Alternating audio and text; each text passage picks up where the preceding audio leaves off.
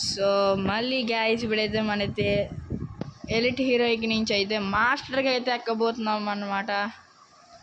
So చూడండి guys, elite heroic నుంచి మాస్టర్కి అయితే ఎక్కిపోతున్నాం అనమాట. మాస్టర్ అయితే ఎక్కిపోయాం గైస్. సిఎస్ అయితే చూడండి గైస్, మాస్టర్ అయితే ఎక్కిపోయాం అయితే సిఎస్.